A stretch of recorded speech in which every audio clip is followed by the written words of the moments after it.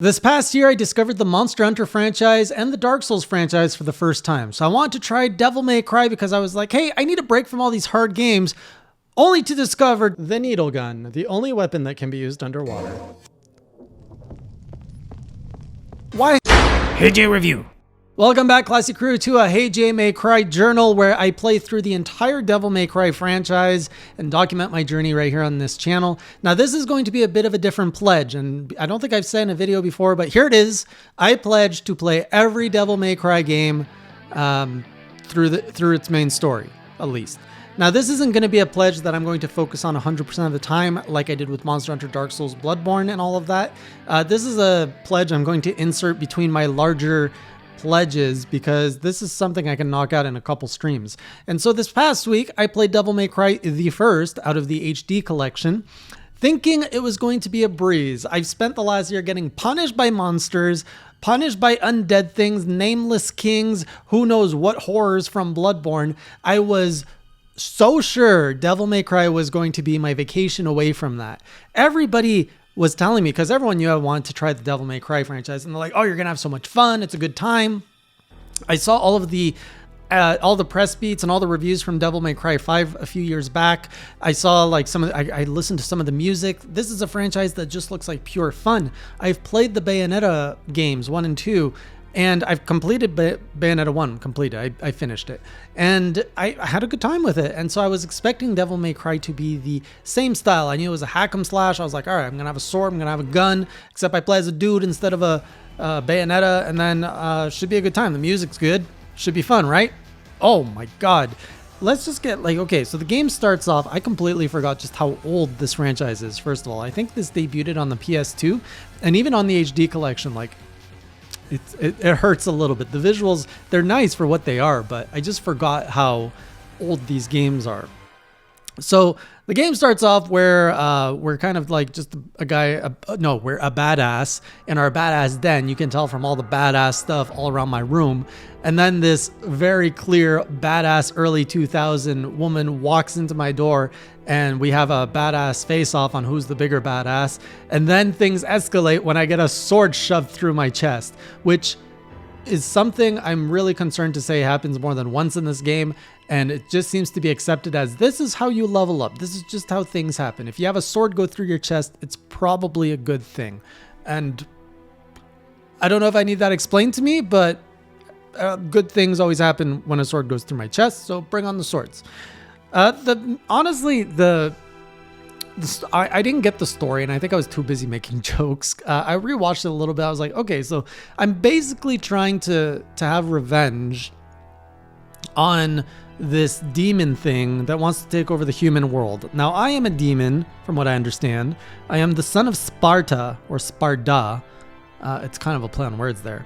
And Sparda, my dad, sealed this dude named Mundus. And now Mundus is gone because Sparta is gone. I don't know who killed my dad, and I don't know who my mom is right now. But anyways, I went to an island because this lady who threw a sword through my chest said I had to. So I'm like, all right, I guess I will. And I went there, and it was okay. So far I was in, I'm like, okay, yeah, early 2000s badass story. I'm a badass, I get it. Get it to the island, I was like, all right, I got some guns, I got a sword. This is good. The controls are a little bit more finicky than I expected, but I'm okay. Where's the cool music? Not sure. It's like kind of this weird, uncomfortable music that's playing of just like on repeat a little bit too much, and for some reason there was a specific like piano solo or something that would play like in my left ear only, while the rest of the music was surround sound, so that was weird. Was not liking the music at the beginning. So I'm exploring and remembering the horrors of early 2000 game when you had fixed camera angles. Oh my goodness, do I hate this. And I think I experienced this when I was playing Castlevania Lament of Innocence. I think that's the one on PS2. Oh, this is even older than that game, I think, because it hurt. Like, you have to run through the camera, and then when you run to the camera changes angles, but then you have to change, like, you have to pivot your controls. So if you're like pushing down so that your character is running towards the camera to go to the room, and then the camera changes to be behind you, it'll kind of like get you in a loop that if you were still holding down when you transition, you're going to go back into the other room.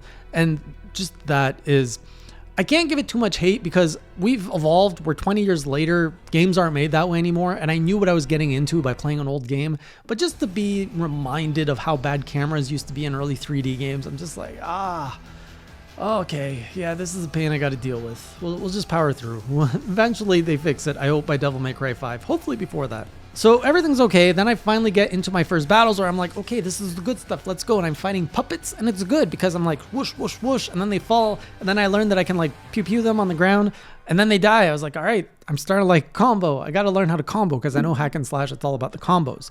And so I'm doing good. I'm exploring. I'm finding things. Apparently, I missed a lot of stuff because I suck at exploring, apparently. But overall, I'm starting to have, like, the smile is rising. I'm like, okay, I get it. This is going to be fun. And then I meet a spider.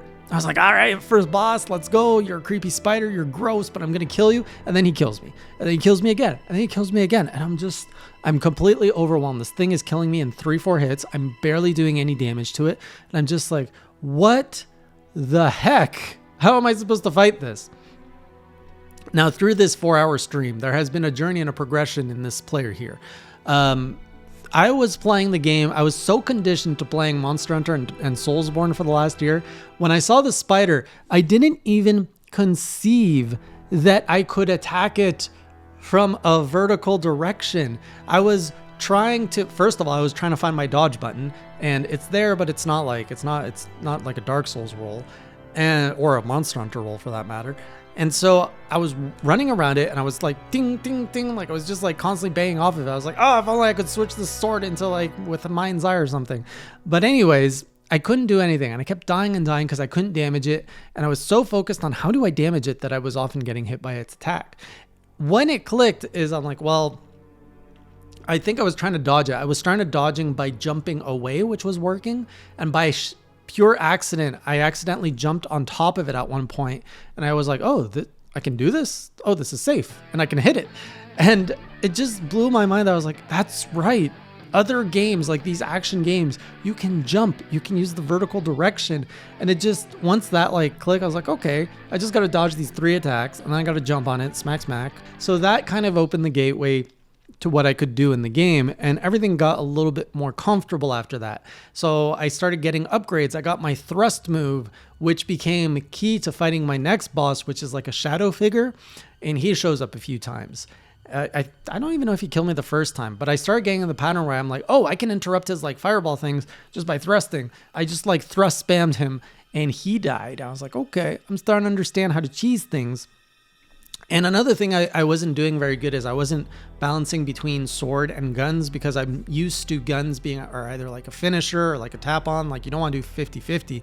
But in this game, I realized you're kind of encouraged to use sword and gun as freely as you want.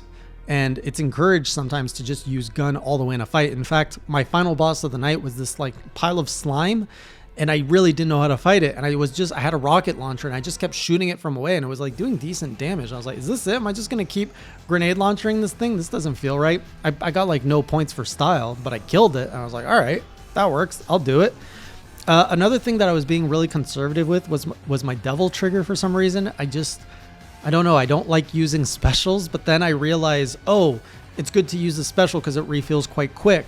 And being in, I guess your devil mode or whatever it's called, devil trigger, you get access to more abilities. Like I can hover in the air and I can shoot lightning at people, or I can like do like this twisty thing and kill people that way. So once I start getting more comfortable of, oh, just use the tools the game gives you. And it's a new game. It's a new universe, new rules, changing the mindset to adapt to this game's universe and its rules and its mechanics. By the end of the game, it felt more comfortable. Where it doesn't feel very comfortable is the fact that I have lives, which is not something I've had in Monster Hunter or Dark Souls ever. So now I have to be careful because if I screw up too much, I lose my like little yellow screaming face, and then I only have so many of those. So I'm constantly one life away from a game over. I don't want to know what the consequences of a game over. So I'm constantly on the edge of my seat of, oh my goodness, is this the fight that's going to kill me? I need to buy more yellow faces. I need to like buff up my health, but I also need to buff up, like get some more abilities so I can do combos. I can get a higher score.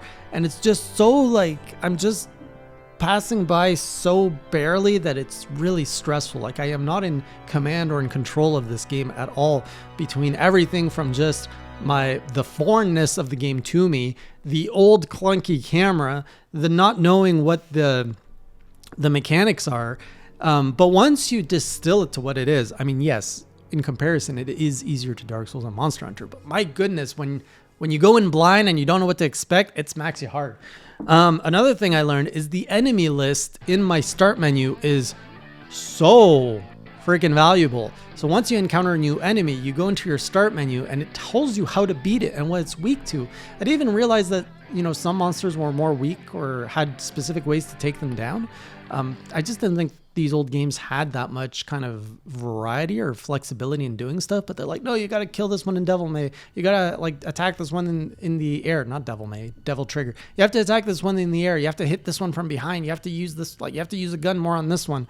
So all of that started to make me understand, okay, this is how we solve the game. This is how we play the game. Yeah, for the most part, it started getting better. I was getting super annoyed at the reusing of so many bosses. So when I killed the spider, maybe I was just so overwhelmed with, oh my god, I killed it. To see it come back and chase me many levels after, I was like, why is this thing not dead? I swear I killed it. And then finally you have a final showdown and it's like, okay, it's really, really dead this time. Like, there's a cutscene. They invested in making a cutscene to show you it's dead.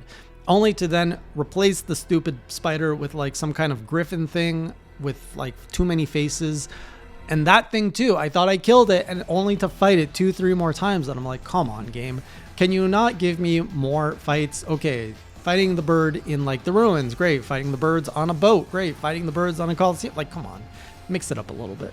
And then there's this other spirit dude who just keeps showing up. I killed him 2-3 times. So I feel like I kept fighting the same bosses over, and maybe that's why I feel like it's hard too, because you never feel like you have a full victory over the boss, because you just keep being reintroduced to the same boss and being like, nope, gotta fight this guy again.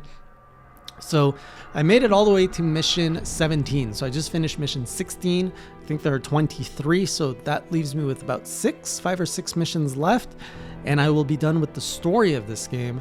But I am barely getting by, like I said. My best grade, I think, is a B, and most of the time I'm getting some Ds. If my parents saw the grades on this, they'd be like, why are you even streaming? Why are you showing this to the world? You are an embarrassment. Stop it. So I kind of want to play. I want to get better at the game, but yeah, first things first, let's get to the end of it. I have a lot of other Devil May Cry's to play, so I don't know how much time I want to spend in this one. It is starting to click more, but it's just so old.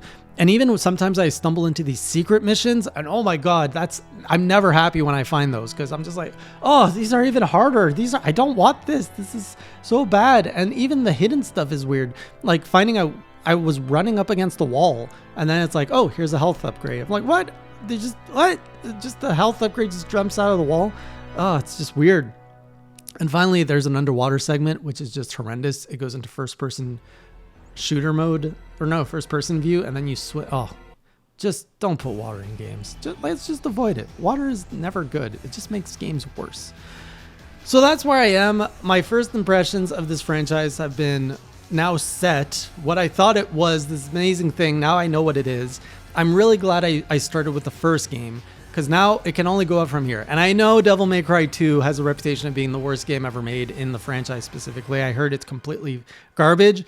It's a rite of passage. I'm going to go through it to understand what it is. And then after that, it's clear sailing from what I understand. It should only get better from 3, 4, 5. So looking forward to seeing what this franchise is going to offer as I make my way through it. And I hope I fall in love with it by Devil May Cry 5. If not earlier, I really hope it's earlier. So I'll see you on the next journal, or if you want to catch me wrap up this game, it's usually on Tuesdays over on twitch.tv/HeyJOfficial at 8 p.m. Eastern Time. And otherwise, I will see you on the next journal. And until that time, keep it classy. Do do do do do do do do do do do do do do do do do. Subscribe.